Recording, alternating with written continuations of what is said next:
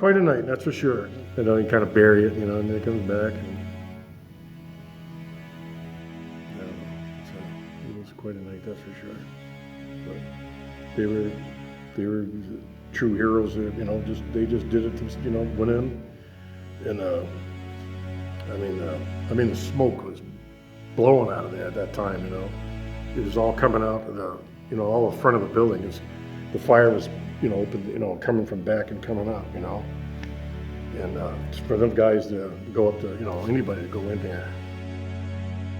Everything was against us. When you get down, the ladder was too short. The conditions were not good. The smoke began to get so heavy that Terry and Dana were on the second floor. They couldn't come out. They lost the lifeline, which was their hose, because they wanted to do a complete search to make no one was in the building other than the ones that were there, and they came out. It was their kindness. You know, they signed up to help people. And they paid the ultimate price. And then when that call comes in, there aren't firefighters around this country that I know of that hesitate. They go where they need to go, and they do what they need to do, and they don't think about their own personal safety. And that's what the two firefighters down here in Bellows Falls, they did. They didn't think of their personal safety. They thought about the people that they thought were in that building and that they were needed at that time. And that's, you know, that's, you say what you want, that's kind of a definition of a hero.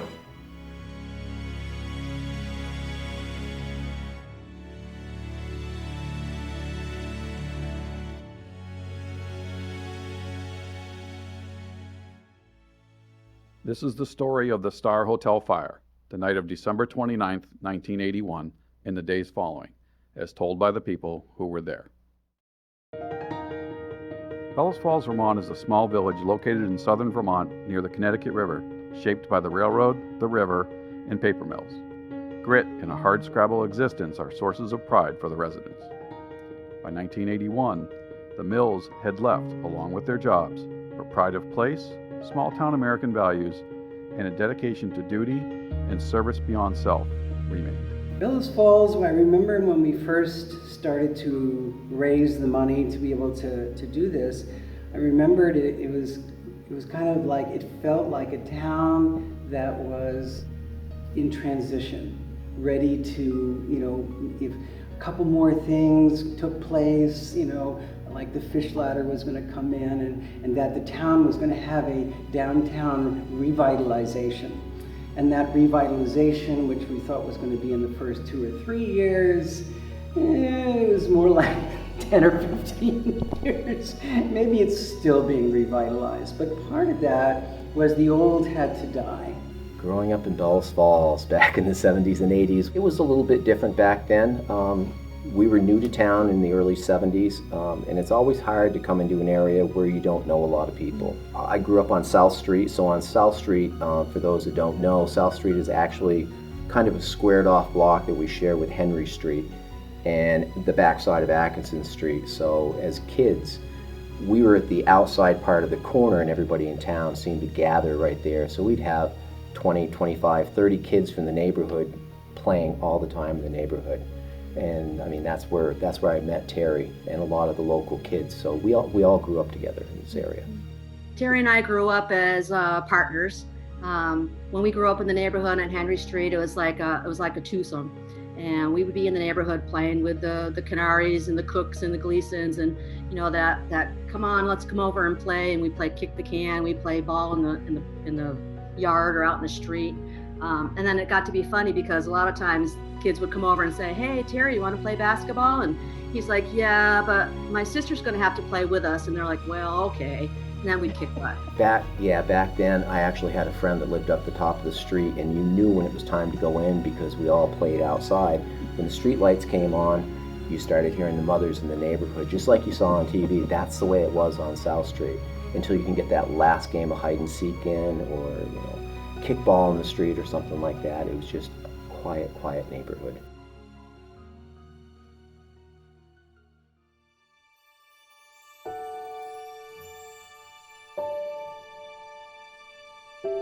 Terry was a practical jokester.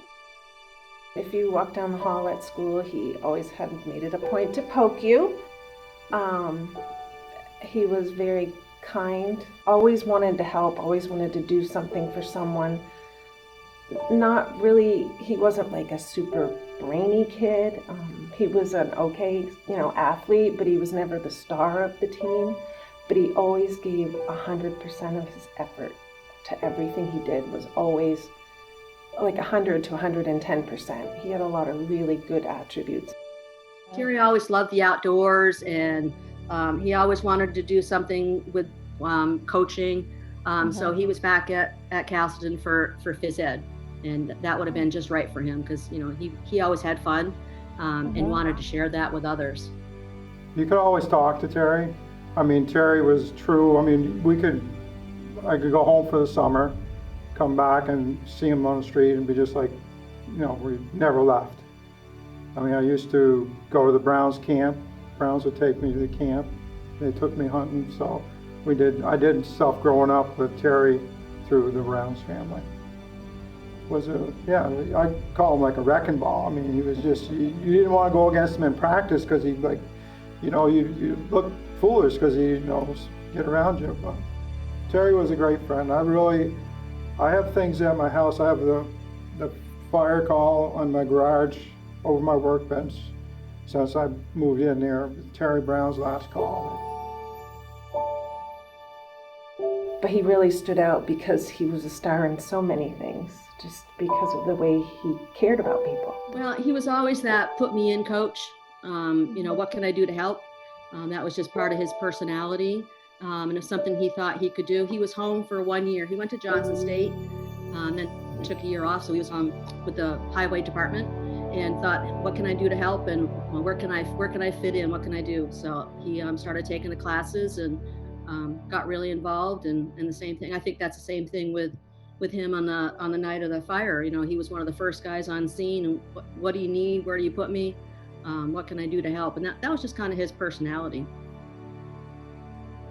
He's a very smart fella, and there again, very aggressive. He was dedicated to the fire department when he's home for a week, and he had to be with us, and it was great. He could do a search of the building. I would sum him up as honest, very giving, and just an all-around good hometown boy, really. Just an all-around hometown boy. I mean, he really had a lot of pride in the community and everything that he did.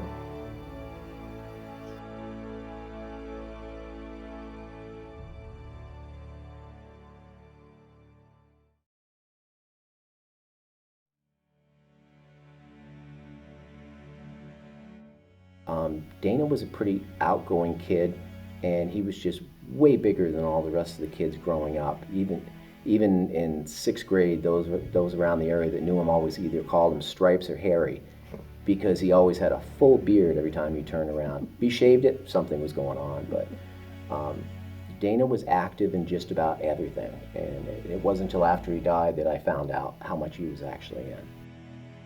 Kernhattan back then was a working farm, and Dana got bumped down to the farm very quickly because of his size.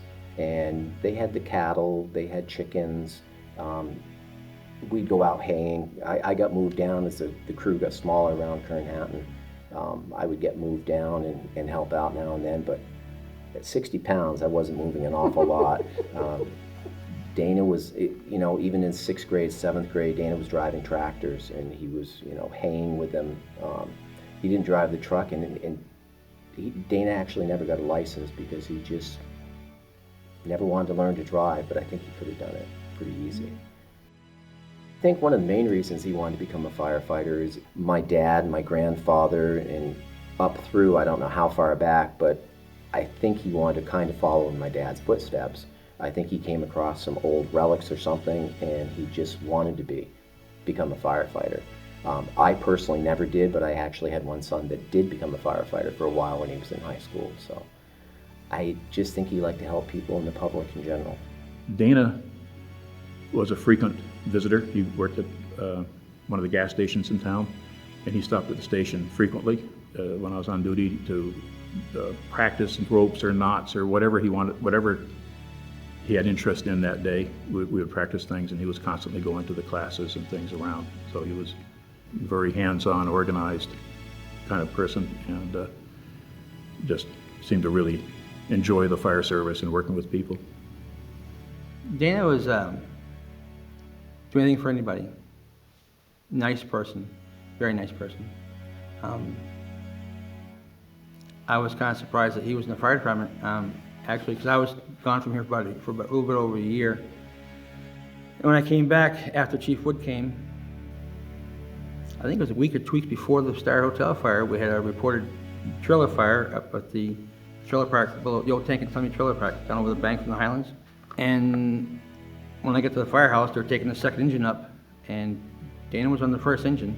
Apparently he got on the line first and got into the trailer and put the trailer out. And when we got there, he was coming out and he had a beard on. And when we got back here, we told Dana, you know, you don't go inside of a building, even with a breathing apparatus and with a beard on, because it sucks past it. So the next day, his beard was gone.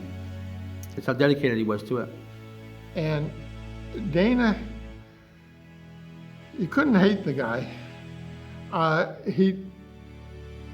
He wanted to be a firefighter, and that was one of the, I think that was the highlight of his life. I mean, he was a firefighter, and he was proud to tell people, hey, I'm a firefighter, I'm a Bellows Falls firefighter, and that became a way of life with him.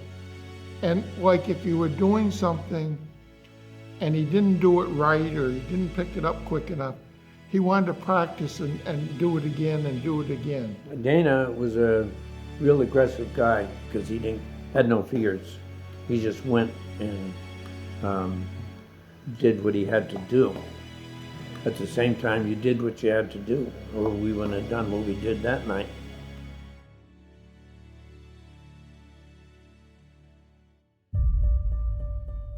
When I joined, it was like every Tuesday there'd be a fire. There was like the Dairy Cafe. It just seemed like there was something that on a Tuesday. It seemed to be the day to have a big fire. I mean, a big fire.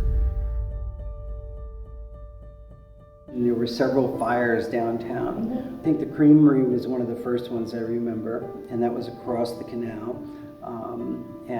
It was very virulent fire, just destroyed that. Then there was the, I'm not sure the order of this, but the Elks Block, which was the third floor of the building attached to this one, just to the north, that burned.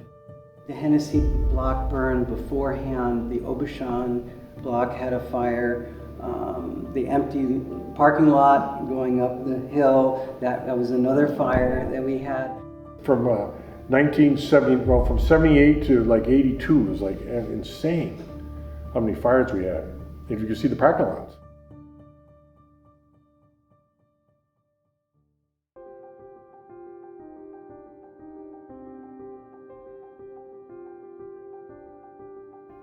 The Star Hotel was a 3-story brick structure located in the square in the village of Bellows Falls.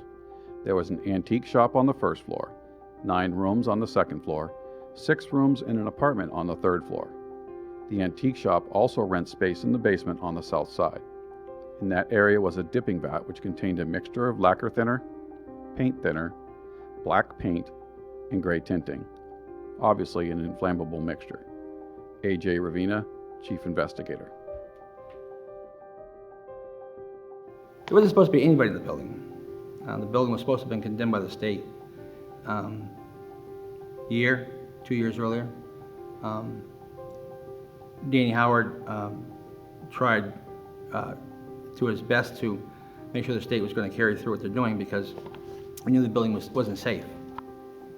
I did not know what the conditions were of the Star Hotel prior to it because I had just been there. Now, I'll say years prior to that, there was there was retail, so I was in the retail areas of the store part of it. I wasn't in the basement or the upper floors. So I didn't really know what all the issues were with the Star Hotel fire until after the fire. When I got the file out and we started looking at things and seeing what was going on. And fire alarm systems weren't in place. There wasn't any sprinklers, obviously. So the building, it's an older building. So, I mean, just from a point of view of knowing the construction, you pretty much know what the construction is from the era of time that they built. So you know that it's, in this case it was a mercantile building. And it was balloon frame, so that you've got a case where the fire can get up through voids in the building and skirt around you. And the only way you're going to really get to the fire itself is to try and dig it out or wait for it to expose itself. So the building and the fire code issues, the building I knew what it was. The fire code issues, I didn't know what the issues were. But having people living on the second and third floors above retail stores, you know that your hands are full, and I believe that at least one of the persons on the third floor was in a wheelchair. It was an old, dilapidated building, like many of the brick buildings in this town, and it was almost like a perfect opportunity for some downtown renovation kind of a thing. What I remember is that it was not really in very good shape. The state of Vermont did not have significant amount of fire inspectors, and that particular building was riddled with non-compliant code requirements. And had they been in place and had they done some of their follow-ups, then possibly that fire would have been different than what it was. The fact that it was being used as a furniture stripping in the basement was totally out of place.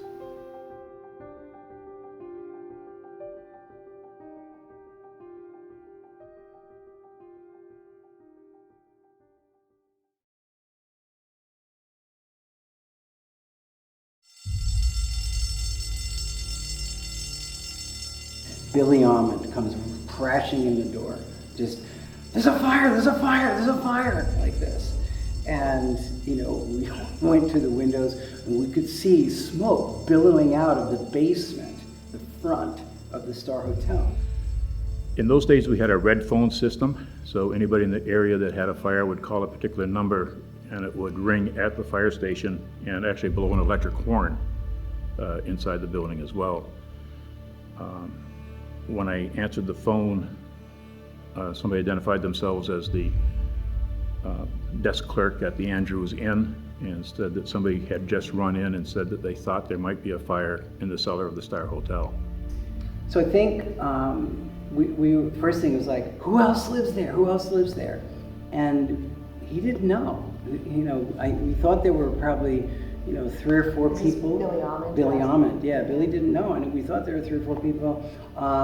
And he went running back, I think, to, grab stuff. I believe the person had run back out at that point. At that time, without any further information on it, I decided to go on what at that time was our highest level alarm, which was a box alarm, which sounded the air horns on the roof. And as people come in, all 3 of our trucks would go and bring in all the firefighters. There was another firefighter at the station at that time who stopped by to watch the news and have a cup of coffee, Louis Shattuck, who was a recent high school graduate and had been one of my students there. So the 2 of us drove over in the first out engine. I went and moved the trucks. I don't remember, other than after that, got the coffee going, but still it was just, trucks were starting to show up. As we came up onto the scene, we didn't really see anything out of order at all. There was no one around the front of the building. The engine really didn't have a good high visibility, so basically we just saw the front and the left side of the engine. A gentleman came running over and said that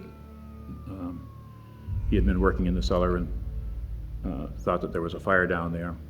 And my question to him was, what's our best way to get into it? And he said, around back, I'll show you. So I drove the engine around to Bridge Street, the right-hand side of the building, in line with the alleyway and right next to a hydrant that used to be there. And made our way down the alleyway. I was home, just had supper, getting ready, kids ready to go sliding up the playground. I was gonna go skiing with my oldest daughter. And the call came in at, it was right around a little after 6 o'clock. Brent, being a fireman, his Minotaur went off. It's where a structure fire, and so he says, come on, let's go. So I says, okay. And just dropped everything and off we went down there. And I didn't have any equipment or anything yet because I was not a member. So this really inspired me to join Bellows Falls after all this went down. So we went to the fire, and there was nothing that we saw initially. Louie and I did take some equipment and went into the back cellar door. And as we went down the stairs, we did start encountering smoke and kind of a pungent odor. So we made sure we had air packs and grabbed the line and took the line back inside. I was at the dentist office over Henry Street, and Mrs. Fontaine came running into the room and said that the fire whistle was blowing. And so they patched me up real quickly, and I got out and went down. I was there probably 10 minutes after the fire was reported to the fire department. And by that time, the smoke was much more intense, very black and oily. Initially, we thought perhaps a furnace issue, but the heat was pretty intense. So we started applying a fog application, no visibility. We didn't actually see an active fire at that point. Somebody came down from upstairs and said there was a medical emergency in the square. That's all we were told. And Dana was with us, and my future wife, my ex-wife, was with us, and I don't remember who else was at the hospital. But we went upstairs, and Dana went and grabbed his bicycle, and away he rode. The plectron went off, and I was like, oh, test tone. I looked at my watch, I said, it's early tonight. I think it was about 10 after 6. And they toned out I don't know exactly how the tone went out, but basically it'd be equivalent to a first alarm fire today, the beginning, the start of it. And I ran out, I said, Dad, we got a structure fire. He was cooking green beans, boiling them, pork chops on.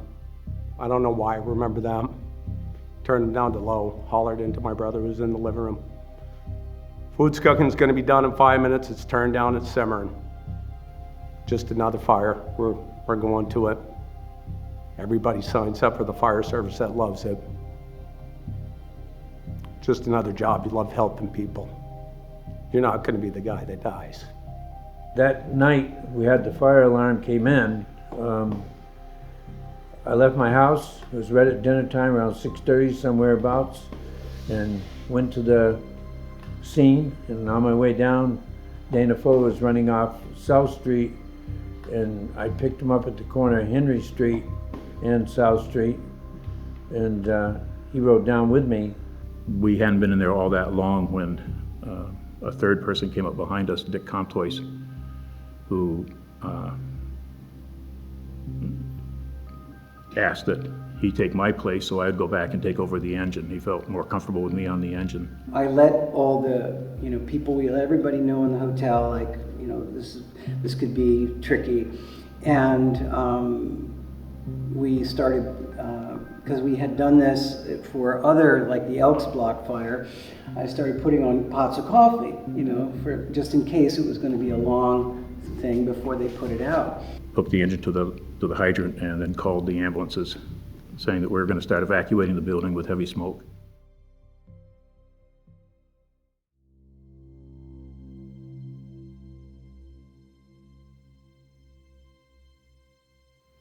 We pull up. I'm just a kid. I'm not a member at the time. I'm 14. All excited watching. I point, I'm like, Dad, there's people up there on the top floor. Went up to the scene there, and it was starting to be chaos because it wasn't a lot of smoke. It was kind of a wispy little, they had something, and there was people on the third floor. We knew there was people on the third floor that needed to come out, and so Steve Naskey, the deputy there, he says, "Well, why don't you get scotted up?" So I scotted up, and then I grabbed the hose line, because I figured I'd be going up the stairs there. But then Steve changed it. He told me, "No, forget that. Get a ladder. We're gonna ladder that window."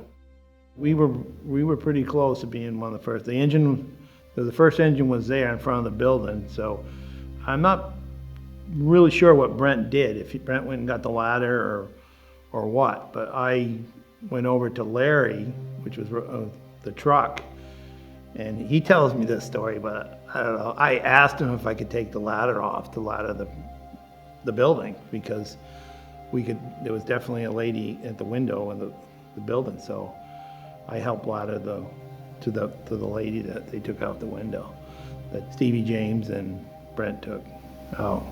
Actually, I footed the ladder while they were doing it, but I didn't have any equipment, so it was kind of iffy to be doing what I was doing, but I did it.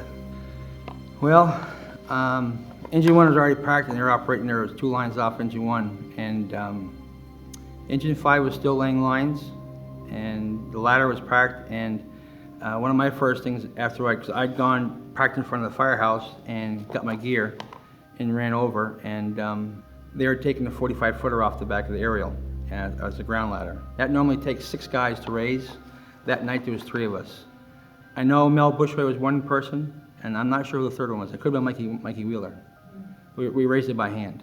We threw it up against the building and threw it out and extended it. Dana and Terry went in the front door of the building, first and second floor, to do a search. I talked to the people that were coming out of the building, the last few people that were in at 5, I believe, and I told them that, is there anyone else in there? And they said, yes, there's 2 more in there. When I looked up at the 3rd floor window and I could see a silhouette of somebody. So I figured they were still there. So I went up, we got the ladder footed with Mike Wheeler and Georgie Johnson. I watched my dad. Actually, first I watched, and I didn't know who it was, but I watched Terry and Dana go right in the front center door. I went right through it, and I'm like, wow, they're gonna get up there and get these 2 ladies before my father gets to them. Like I said, I pulled in, got there, it was light smoke. Time I've got my air pack on, all of a sudden it was heavy smoke, where you couldn't even see the building. It was so heavy smoke, I just couldn't believe what happened in such a short amount of time, just putting the air pack on. So my initial job was to go up the stairs and drag the hose line up there, but my job changed, and I got the ladder. Me and Steve James got the ladder, and we laddered the building to the 3rd floor. After I went up the ladder, went through the window, took the screen out that was on there with the back of my helmet, and got in there, and I could hear them, but I didn't know where they were. They were in a further part of the building, and I got them over to where the window was. I said, you got to go with me, and one woman was in an invalid, and she was in a walker. I dragged her through the walker to one side and dragged her with me over to the window. Got to the window, Brady Leaside was there. And a lot happened. I don't know how many minutes went by, but a lot happened in those first few minutes with very little help. It seemed like there's very little help. One engine had pulled up on an angle, and I watched Terry and Dana go in. My father gets a ladder up, and I'm thinking, well, he's not going to be able to make it. And talk about your heart's sake. I saw him jump up over the sill, disappear. I'm like, oh my God, he's not going to come out of this. Because it was really there's no visible flames, but you can just tell by, there's a class called reading smoke. Obviously, I didn't have that at 14 years old, but you could see the smoke really starting to pressurize and puff. And he was gone for a minute, and my heart's racing. And when I looked back out, Brenny was there, and he says, "You all right, Steve?" And he said, I said, "If you can come in, I'll go out, and we'll get him out." Because you want to know where the women are. I said, "I got him right here against the window in radiator." And he said, "Okay." And that's when he came through the window. And she had a cat over her arm. And I said, "Cat has to go." You know, I took the cat and I dropped it from the 3rd floor sill. And Brenny was, of course, inside, and he handed her out to me, to one of the ladies that I had on the ladder with me. And she finally let go of the ladder and started coming down after Brenny's hat hit her on the head. And once that happened, she was moving down, and Brenny cradled the other lady in his arms, the invalid, and got her down. He was one of the strongest firemen I've ever seen, all 240 pounds of him. at that time, I see, you know, I've always loved Bernie Lee's a great guy, and I see him going up the ladder. I said, thank God, you know, I watched my dad going without a pack. His attitude was there's no time to waste. Bernie came up shortly behind him, showed up, and he went up the ladder with a pack, and they swapped roles. Watched Bernie go in. My father came out. Bernie, I was like, boy, how are they going to do this? This ladder's way too short. But Bernie handed this lady out to my dad. You know, probably in our late 70s at least. I'm guessing. I was 14 years old, so anyone over 30 seemed old. But I think this lady was in her 70s, and he handed her out Bernie handed her out, and he came down with her. And I'm still thinking, where are the other two guys? How come I'm not seeing them up there?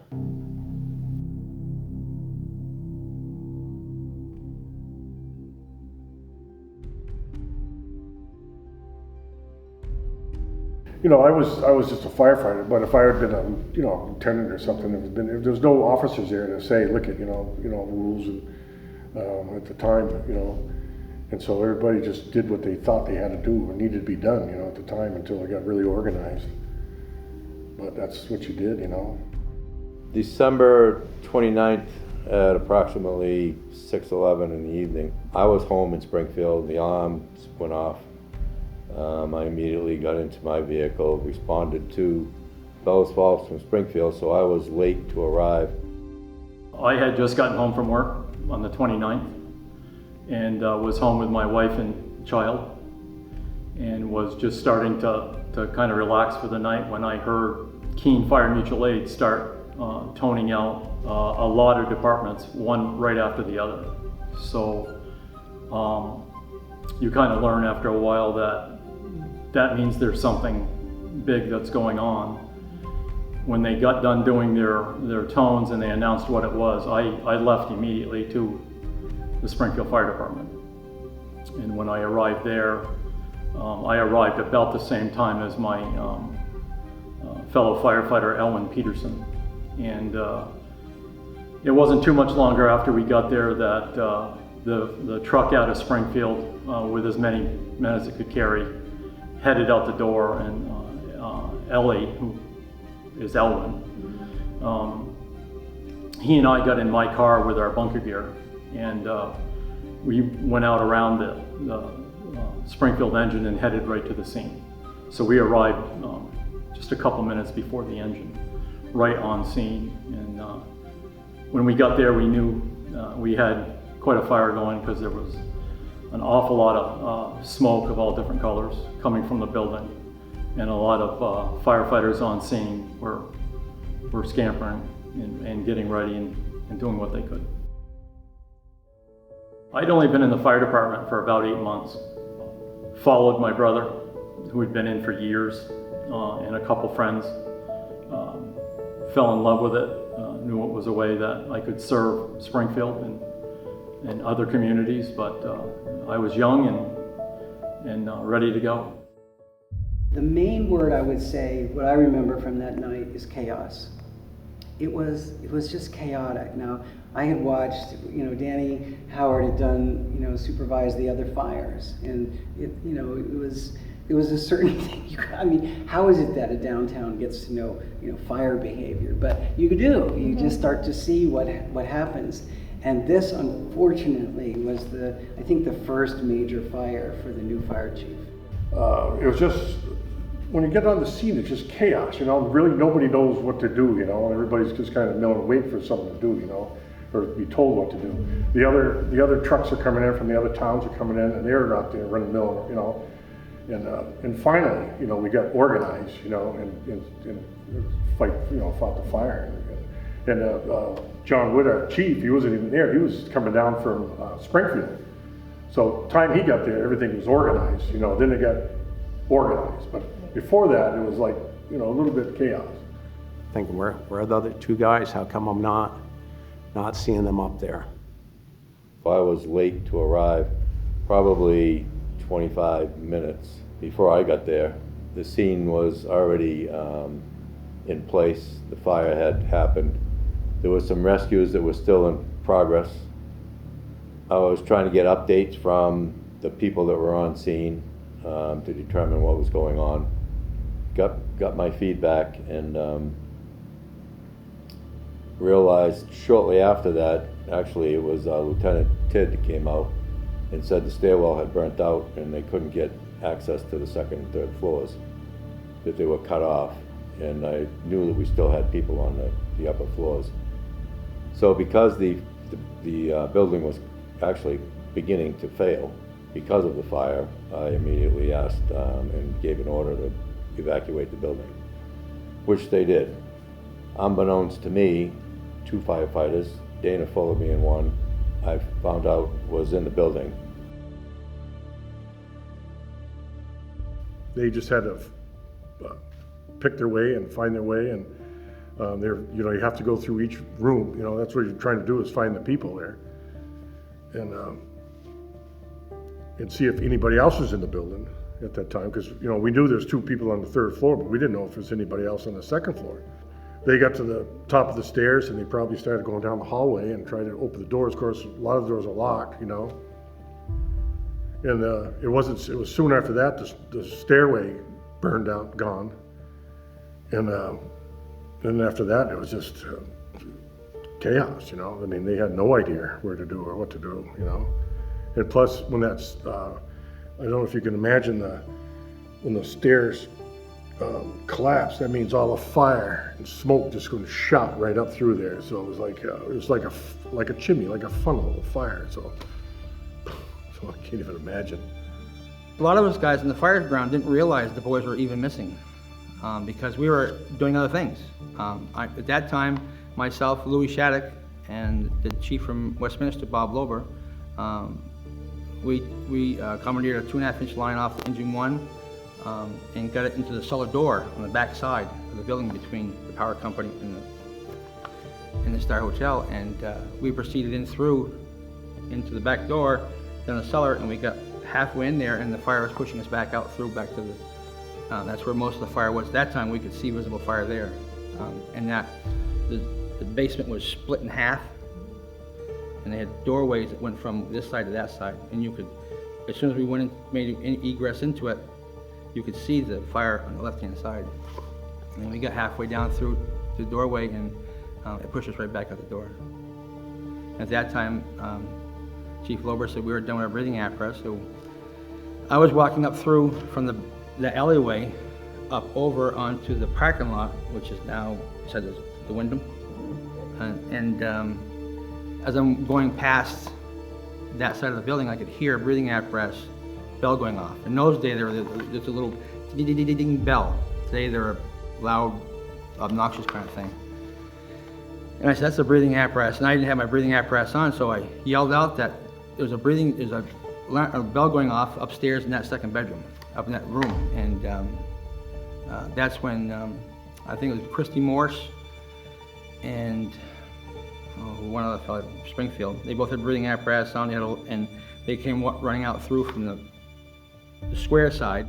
When we arrived, we were off the street, I would say west of the fire itself. So we were looking at it at a diagonal. Okay. And we could see firefighters moving around the scene, but by the time we had gotten our gear out of my personal car and got it on, our truck had shown up, and that's when John Wood, the new chief, and he'd only been chief for a very short period of time, I think it was weeks, came over to Ellie Peterson and I and said that they had 2 missing firefighters and that they needed us in on the upper floor because they could hear an alarm going off on a Scott pack, meaning it was low on air.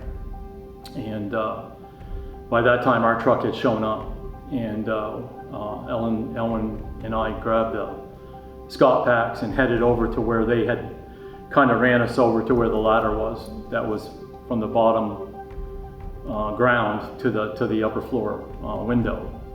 And so we started up that, and just prior to getting on the ladder, we were told at that point, and I think it was John Wood, Chief Wood, I'm not sure, I can't for sure say that, but I think it was, told us that we needed to watch our step, that the floors below us were gone. So we got to the top of the ladder, and Ellen went into the window first, and I immediately lost sight of him because it was just, the smoke was so thick, and I couldn't see him anymore. So then I went in to the window and I could hear the alarm going off on the Scott pad. So I went down the hallway, and we weren't really that far down the hallway. It was about 30 feet when we found the firefighter.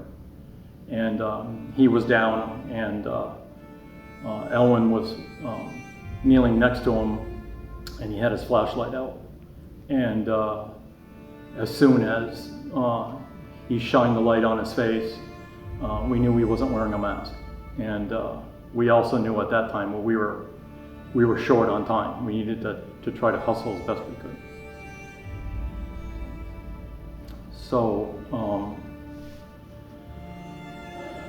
we tried to pick him up, one arm, each one of us had an arm, and we tried to lift him up, and the coat slid, and we couldn't get a really good grip on him. So at that point, I kind of made the decision that we were going to take his Scott pack off him because he didn't have a mask on, and we were going to take his coat off him. And that allowed us to get a firm grip on each side, and we turned and we headed back to the window.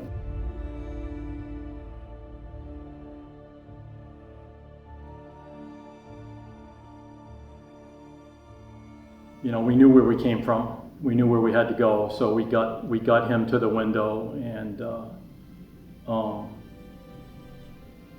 got him kind of in a kneeling position up to the window. And then I remember hearing some yelling coming from the bottom, and they were kind of telling us, you know, you need to hurry, and we were going really as fast as we could. And they threw up a bag mask, and I remember I bagged them until Elwin Peterson got out the window onto the ladder, and then stopped that, and we were able to get him out the window. I don't know how. I don't know if there was another firefighter up there. I don't know how we got him out the window, because there was no life to him. So, but once we got him out the ladder and in position, Elwin Peterson performed the rescue carry down the ladder, which every firefighter everywhere is trained to do and trains on it. And so you hope you never use it, but we did that day. And so he started down the ladder with him.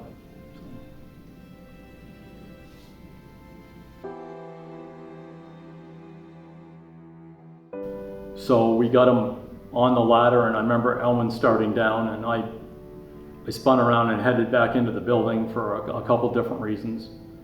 One was to not knowing if he was alone, or if there was somebody right close by there, and to try to get his Scott pack back, because one of the things you try to do is to bring that pack out with you to see if there was any kind of a mechanical issue or was it working properly or things like that. But I remember getting not too far down the hallway and realizing that I was in trouble. I was extremely dizzy and my chest was burning, and I remember thinking, I don't know if this is smart. I remember saying that it wasn't going to be any good if I went in there and then I went down, and then they had to send somebody else in to try to get me. And with the lower floors already gone, and it was, by that time, it was really, really moving along the fire. I made the decision that I was going to exit the building, so I went back to the window, climbed up over the sill onto the ladder, and I went down the ladder.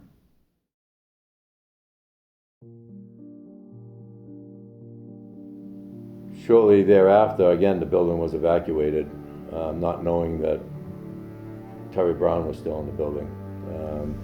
No one had really known that either of them actually showed up on the scene. They had come up by themselves,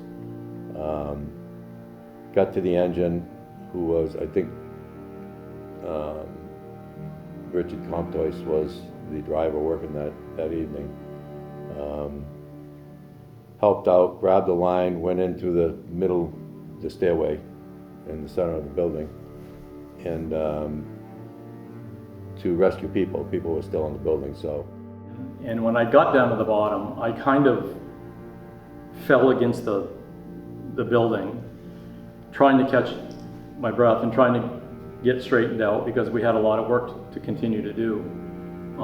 And unfortunately, where I was sitting, I was watching the medical crews working on it. And so at that point, a couple of firefighters, and I don't know where they were from, kind of scooped me up and headed me out away from where they were, and sat me on the back of an ambulance just to try to catch my breath. And then they came out with him, and he was transported at that point.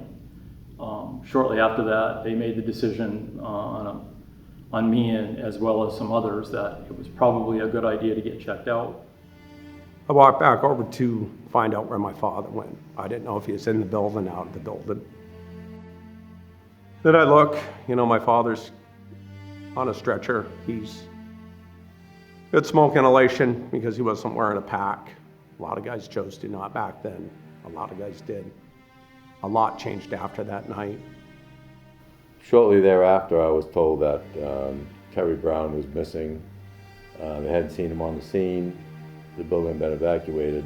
So I ordered some crews in through ladder entry. I was only 19. I'd only been, on the department for a year and a half, 2 years. But I remember it being real smoky, really dark, real smoky. A lot of heavy smoke, low-lying stuff. I don't ever really recall seeing like a lot of open flame, but it was, it was definitely a building fire and then some. And I just remember I didn't go in the building at all. I'm thinking at that point, I know that I do recall that there had been some folks in even after Terry and Dana. And then I really ended up working the exterior of that fire on the south side towards the post office. Mm-hmm. And then at some point, and I do remember, on the fire ground, people, the word of, hey, we're missing a couple people here, and where are they? Trying to account for them. And I don't remember how that all came together exactly, but I do remember that happening and kind of the feeling that it put over the whole situation. Mm-hmm. And then I was actually, I was one of the ones that helped bring Terry out of the building after they found him. We brought him down the south side with Walpole Fire Department's ladder truck. I believe, and I'm pretty sure when I say this, is that Herbie Hurlbert, who was since passed, but he was active member in the Walpole Fire Department, him and whoever was with him found him and I was on the outside on their ladder truck. I hadn't had a chance to meet him. I saw him at a fire a few days before that at a chimney fire in Walpole. But I never really knew that he was home from school on school break. So his father was the one that came to me and said, you know, I haven't seen my son. I saw him come down here in the building. I haven't seen him since. He's not around. So, you know, I called for accountability count check on people. Nobody even really realized that he had gotten there and went into the line. So.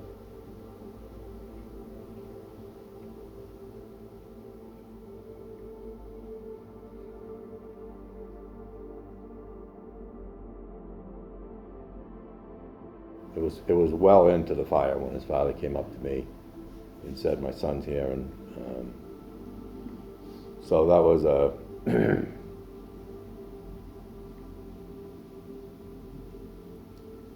probably, you know, it was one of the toughest things for everybody at the scene, because it had been going on for such a long time, and the building was, you know, literally flooding from the water we're putting in it. And the fires in the outside walls really going into the, what we call the cockloft or attic area, you might know it as. So, I mean, the fire's falling apart. I mean, this building's falling apart with this fire, and luckily we were able to get them out before the building collapsed, but, you know, that was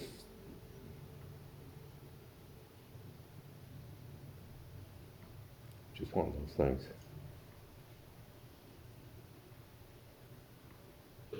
Oh, I remember, you know, people scampering around and, you know, trying to do this and do that. And I'm sure that Terry and Dana came during this confusion and, you know, went in and do it.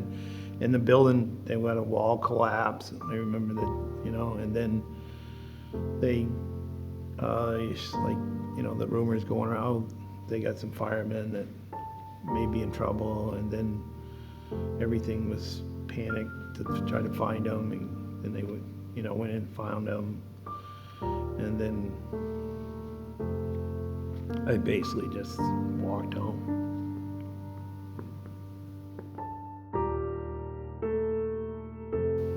They were used to fighting fires, and they just weren't used to accountability issues and standard operating procedures and stuff like that. So they, you know, this was one of those cases where the guys went to rescue people and needed to be rescued themselves, you know, in this case.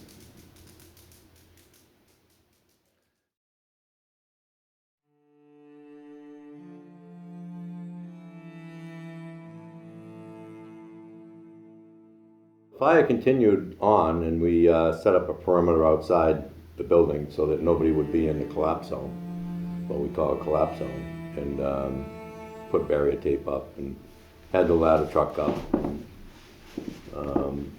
You know, they were using the nozzles. I was putting my turnout gear on, just putting my coat on, and the phone rang. My wife answered the phone, and it was the power company, which New England Power Company, which owned the transformers in the Green Mountain Power Yard there.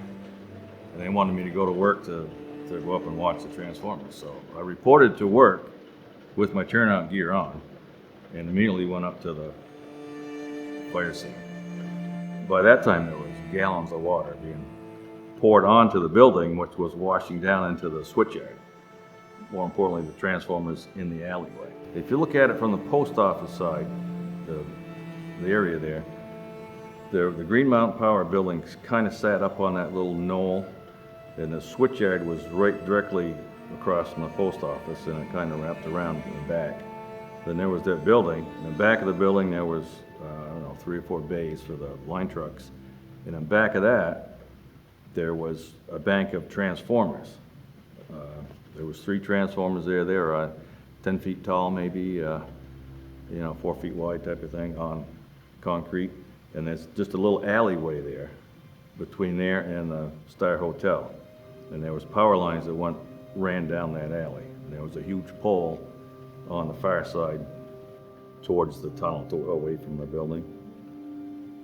I was not looking at the protocols of the fire as much as just the photographic things, because at that point I knew that, you know, when I went back upstairs to then take pictures when the building actually collapsed, where the brick wall fell and you went, oh, and crash, that at that point, you know, it was a lost cause. I mean, it's just like everybody out, get away from the building, let it go. It's not worth losing more life. They were pumping a lot of water onto the building. And that was, I'd say my main concern was the washout. It was going over the building and they were coming in from all three sides, really. They couldn't get in from the power company side. And yeah, I remember looking in, you know, just the weight of the water, collapsed maybe the floors above it, you know, the fire. There was a tremendous amount of water on there. And it was all coming to where I was watching. A lot of it was anyway. And it was cold too. I'll tell you, Jimmy Van Etten from North Walpole, he was the deputy chief of North Walpole then. He happened to notice a crack forming in the corner wall on post office side of the building, Abishon side of the building. And it formed on that side of the wall, and they took our engine one and just rolled it down the street. It was eerie, actually. And I think I remember seeing, I remember looking in some of the windows and there wasn't anything in the building as far as floors left, you know. So I think it was just the smolder, and I think that's why they stopped putting water in to see where the hot spots were and assess the building, because there was so much smoke you couldn't really assess it.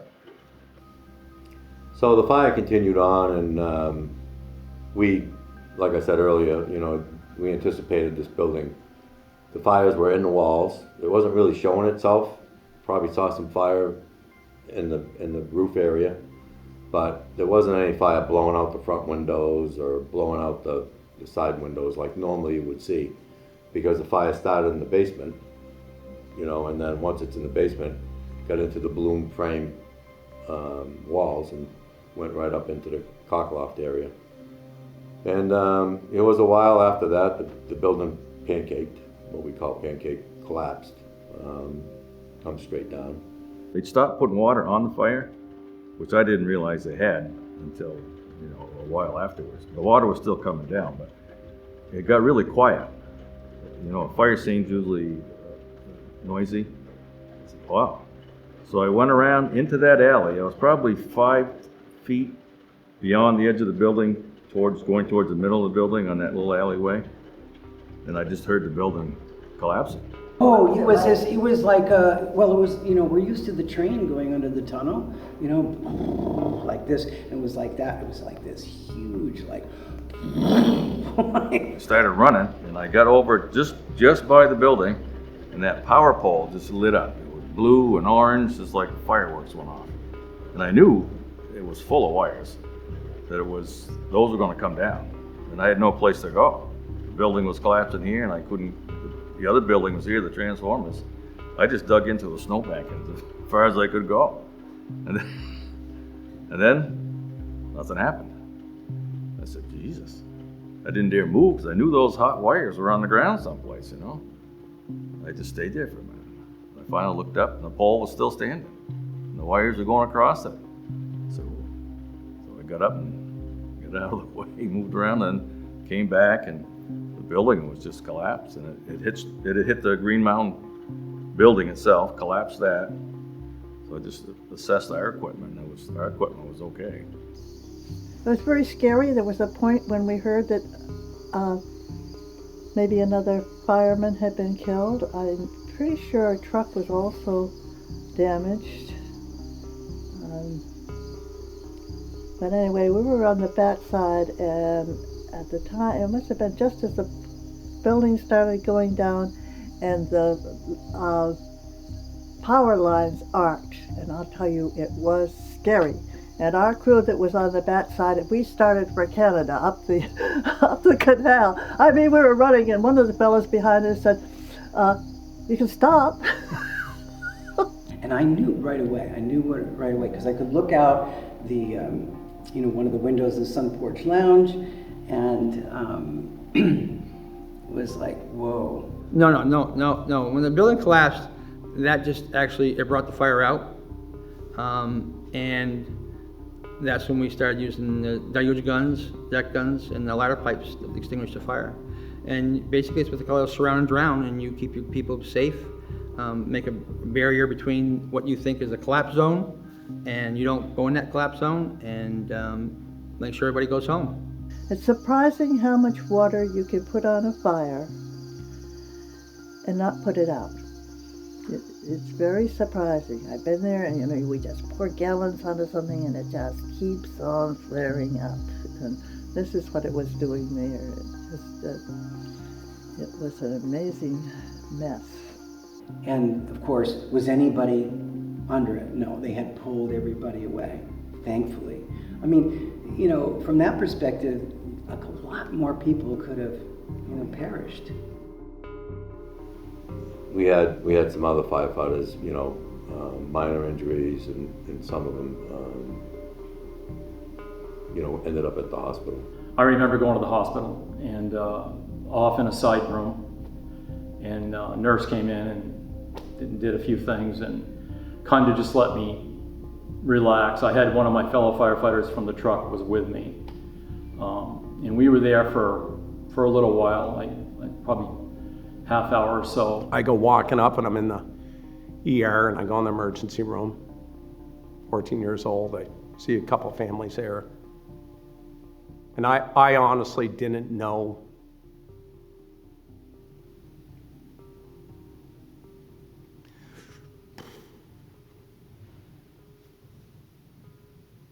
Your dad was there. Yeah, he was there. And I saw he was okay. One of the things that haunts probably the most for me is hearing a very definite screech and crying. And at that point I knew, at least I believed I knew, that they were telling the family that he hadn't made it. I didn't know if it was the one that I had helped bring out with the rest of them, but it, that was one thing that kind of still sits with you today, is to hear the parents, the mom. It was, I wished that it had been different. I didn't know the other two didn't make it until the doctor came out. And he let the families know. They're overcome by smoke. And they both had packs on, but I think they ran out of air. I don't know what happened. Neither one of them made it.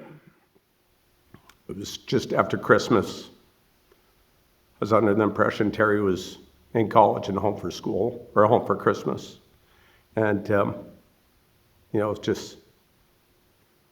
it was their kindness. They signed up to help people. And they paid the ultimate price.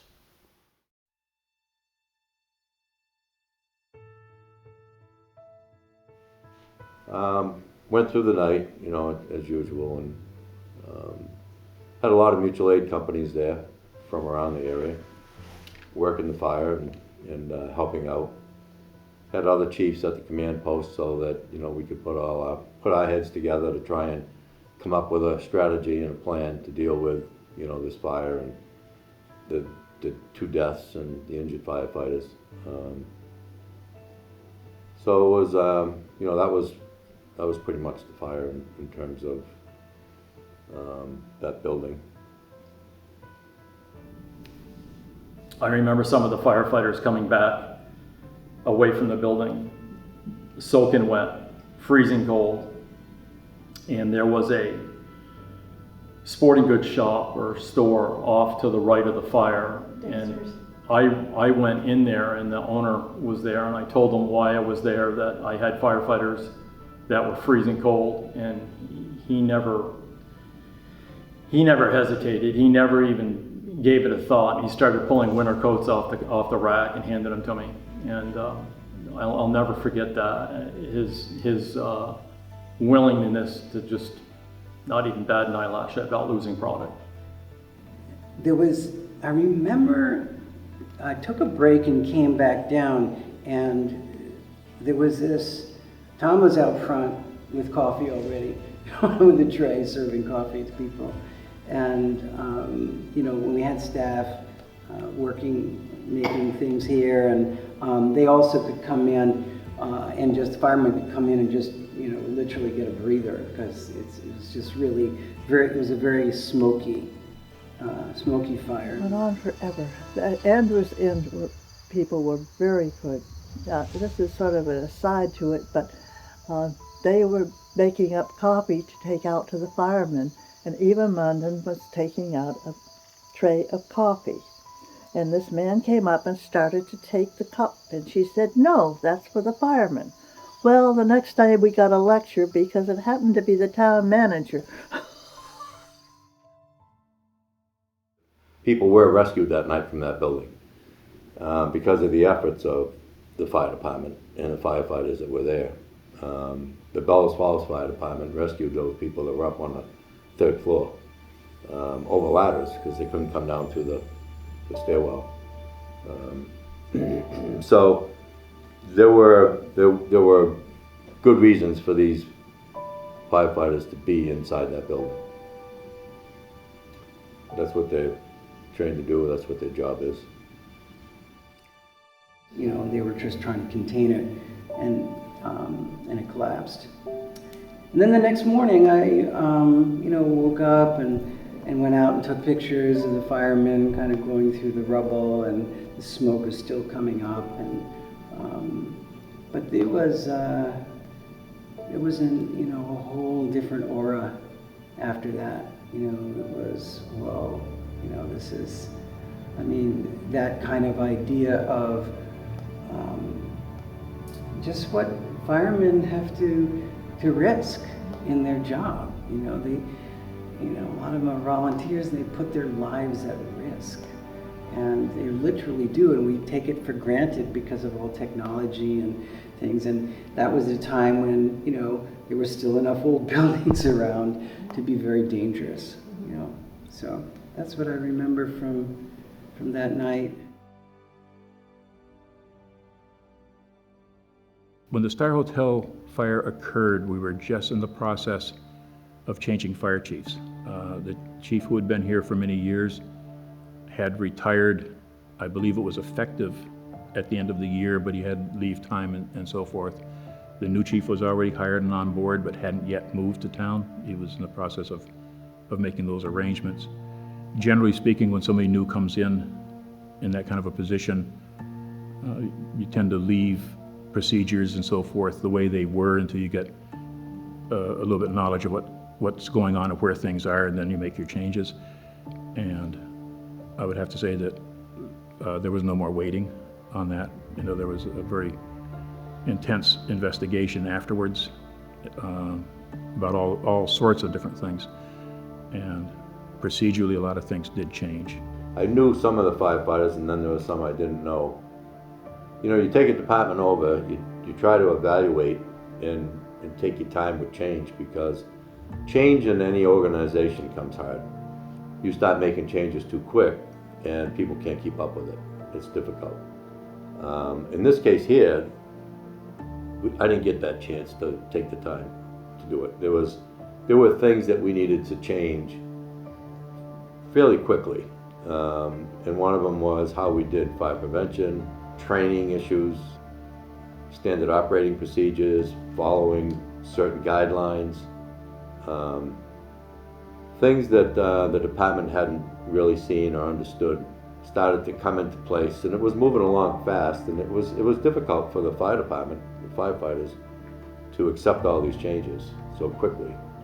I think that it took a while for them to understand why it was happening, but it was certainly a time when change had to happen in a small community. So it was difficult, the changes that came. The fire department really modernized after that. We had John Wood, who's a brand new chief, and he really brought the fire department into the 20th century, or 21st, whatever century we were in. We didn't have many Scott packs, which are the self-contained breathing apparatus, so you could do interior fighting. So we didn't train a lot on that before. When John came, we really emphasized, you know, safety. First object was rescue. You know, at any fire, the first object is to rescue people or animals or whatever, and then put the fire out. You know, so there was interior firefighting was just starting for our department here with John, and he really modernized the whole department. Better equipment, new equipment, training. We had a lot of young kids that were young people. I was younger then too, and we did quite a bit of training on safety and modern way to put a fire out. You know, there were a number of firefighters that were considering leaving the fire department, getting off the fire department, and a lot of families wanted their husbands, their dads, to get off the fire department because they realized how dangerous it could be. And we did lose a few firefighters. And I don't know why, but there was a lot of turnover. And I think a lot of the older guys started realizing, hey, this isn't safe. I'm not in that great a shape. Maybe I shouldn't be doing it anymore. And John Wood had interviews, and he brought people in, and then he selected the people that he wanted as officers. So it was evident to me that in order to prevent loss of life in the village of Bellows Falls, we really needed to do something different than what had been done for years prior to that. And so I worked with the Department of Labor and Industry at that time, the Fire Prevention Division, and came up with a way that we could adopt the codes through ordinance and enforce them ourselves and be more timely with compliance issues. We could also be more timely with forgiveness and giving a little bit more time to someone that couldn't get the work done on time but was working to get it completed. We were there daily, so we could keep an eye on things better.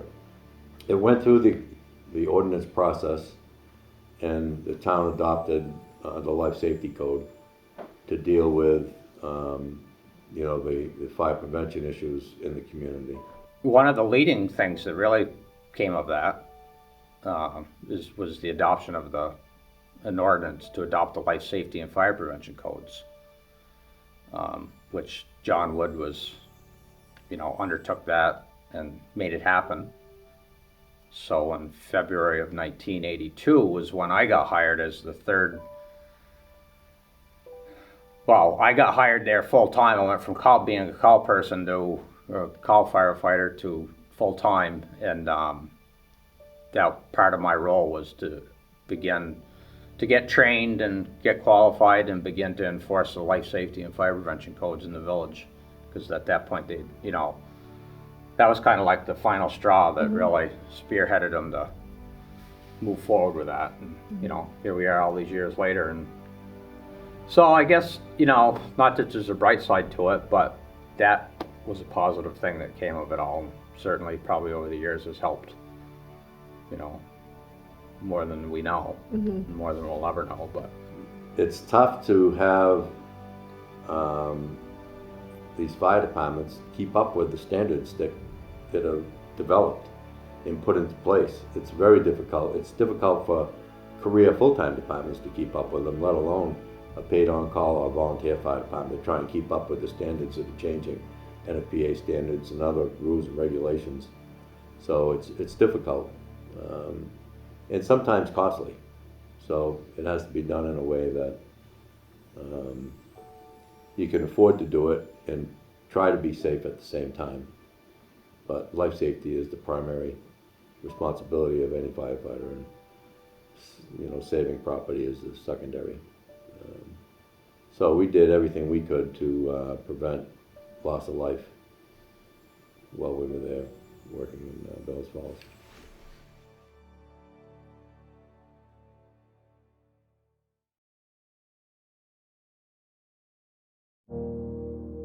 After a period of time, I had looked at my slides and I made some prints to hang in the restaurant to honor the two boys, the two men.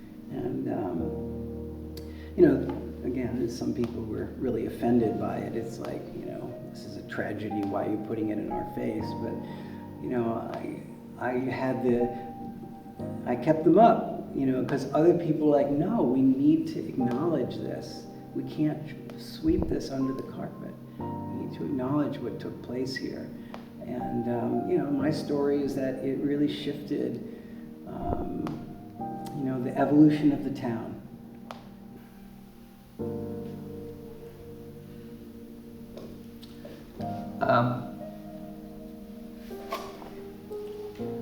You think what those boys died for?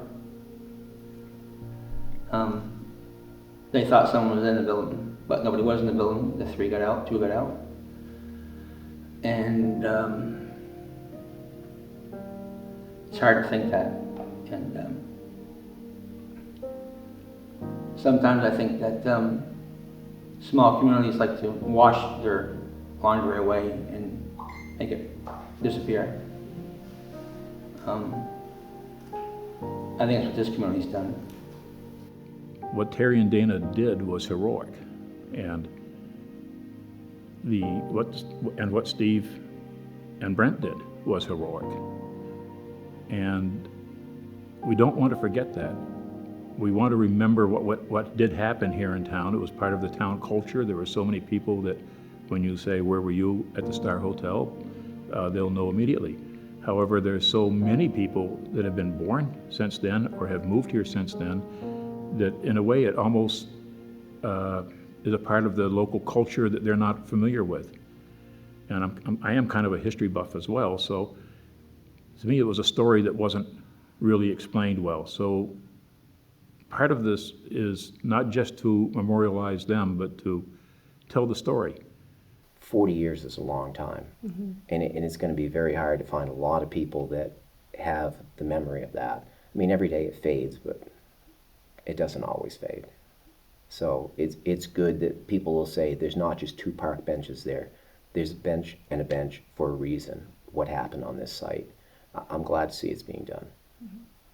It's just honoring the lives of these people, and you know, saying we care about and honor the, you know, what's taken place here, you know. You know, what happened 40 years ago shouldn't happen again, and these guys are there every day, you know, putting their life on the line. People forget that. So I think it's important for Dana and for Terry, but I also think it's important to highlight all of them. So, and I mean, why not have an outlet for our compassion? We have so many outlets for competition and conflict, you know, and we think the world is, there's a continual war going on and the world is darkness. No, let's have some equal airtime for, you know, what's important, what we value, what we cherish, so that our children can remember those things as well. So anyway. You know, I think it's great that they, the community, I'm not sure who's doing it, but I think the community is part of it anyway, the fire department, is dedicating that particular lot and to Dana and Terry. They made the ultimate sacrifice. You know, they should be a memorial for them. Should not forget what happened there. Should continue to learn from the event, and the people should be gracious that they have people in their community, either paid on call or paid, that are willing to risk their life for others when the other people are having emergencies, and you're willing to run in to help them out. Those kinds of people don't come along every day. In a small community, it's even more difficult to get those people.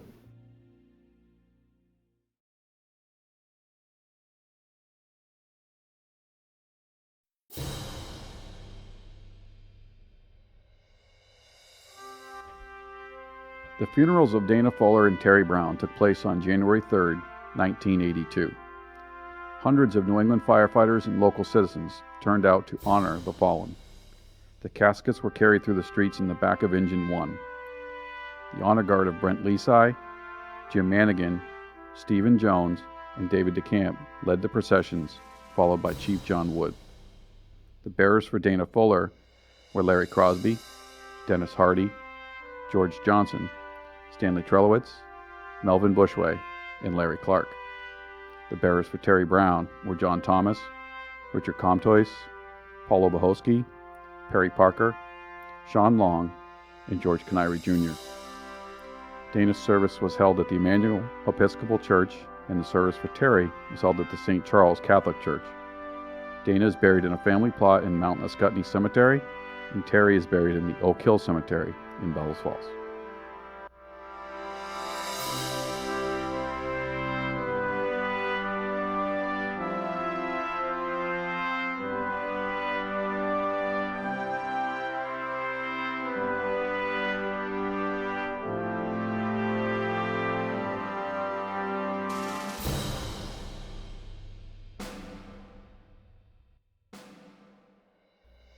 Dana Fuller and Terry Brown were heroes.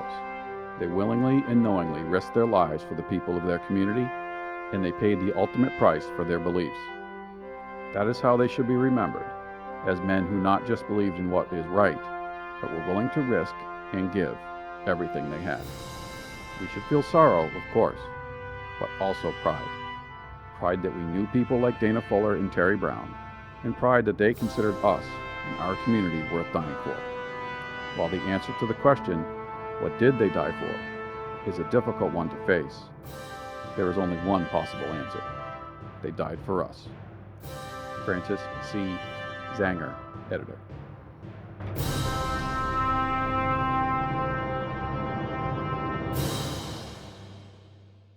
Volunteer firefighters or call firefighters or full-time firefighters for that matter, they see them in parades, they see them outside washing trucks, and they say, oh yeah, there's the firefighters, but what they don't see is the hours and hours of dedication and training and practice and just the amount of time that they give. And then when that call comes in, there aren't firefighters around this country that I know of that hesitate. They go where they need to go, and they do what they need to do, and they don't think about their own personal safety. And that's what the two firefighters down here in Bellows Falls, they did. They didn't think of their personal safety. They thought about the people that they thought were in that building and that they were needed at that time. And that's, you say what you want, that's kind of a definition of a hero, in my book. So.